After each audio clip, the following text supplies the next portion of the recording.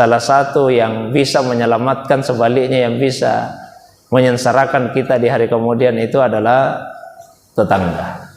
Seburuk-buruk kedudukan manusia di hari kemudian yaitu seseorang yang dijauhi oleh tetangganya karena takut akan gangguannya. Itu sarun nasi manzilah yaumal qiyamah, manusia yang paling rendah kedudukannya di hari kemudian. Sebaliknya, kalau ada yang baik sama tetangganya terus dia meninggal, lalu tetangganya menjadi saksi orang baik itu, tidak usah banyak-banyak tetangga, 4 saja tetangga paling dekat, dia menjadi saksi orang baik itu, kasihan tetanggaku yang meninggal.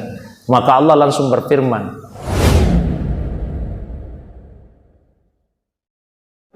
dalam interaksi kehidupan bertetangga, ya itu terjadi begini. Si A punya mobil, pagi-pagi menyalakan mobilnya, mobil solar.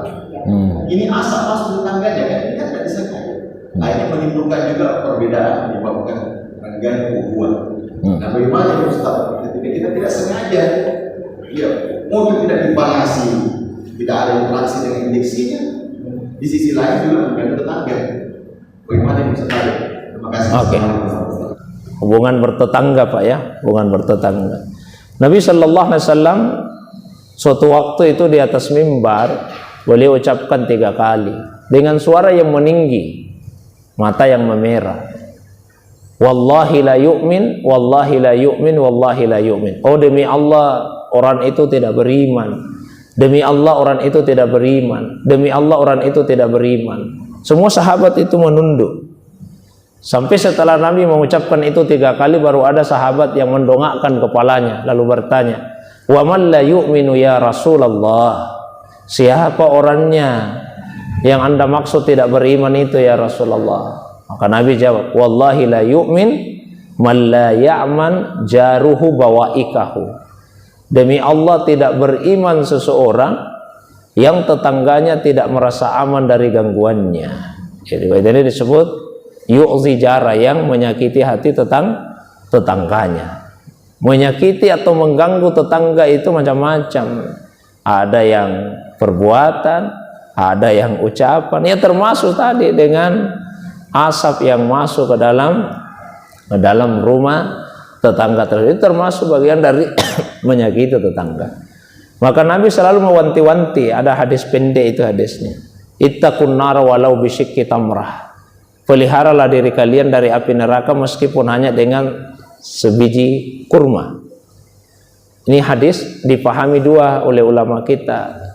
Pemahaman pertama mengatakan maksudnya adalah pelihara dirimu dari api neraka dengan sedekah, meskipun sedekah yang kecil, dengan kurma saja. Tapi ulama lain memahami maksudnya di situ pelihara dirimu dari api neraka dengan tidak menzalimi orang lain, meskipun kezaliman yang sedikit. Misalnya kezaliman dengan 1 biji kurma saja, ada kurmanya tetangga 1 biji diambil misalnya. Apalagi kalau sampai mengganggu hampir setiap hari kita ganggu dengan asap itu, Pak. Nah, maka adab-adab bertetangga itu mesti dijaga. Kalau harus saya minta izin dulu lah ke tetangga, minta izin, sampaikan. Minta apa aja kalau saya panasi mobilku ini masuk, minta izin, Pak. Kalau kita tidak bisa agak jauh-jauh dari rumahnya, minta izin. Ya, saya yakin insya Allah hubungan baik pasti, Pak. Saya di depan rumah saya juga itu, Pak. Tangga saya itu banyak sekali mobilnya.